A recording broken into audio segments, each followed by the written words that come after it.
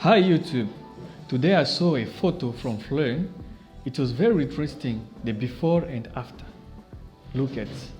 I'm trying to give myself a challenge to make a photo, the before and after today, so that I'll publish on my Instagram.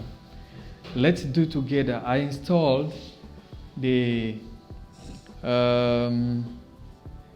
soft umbrella here, and I have a reflector to have a reflected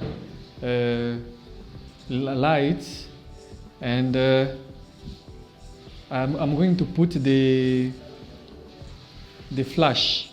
How is it called? I'm going to put my speed light there.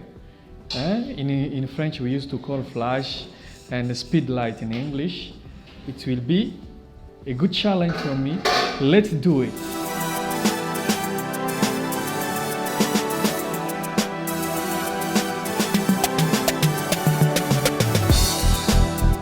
Now I've taken pictures.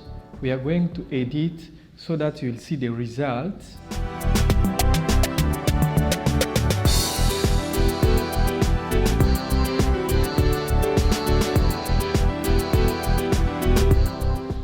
Okay, thanks for watching. Hope you'll come back for the next video. It will be very nice. Just subscribe here, click here, click.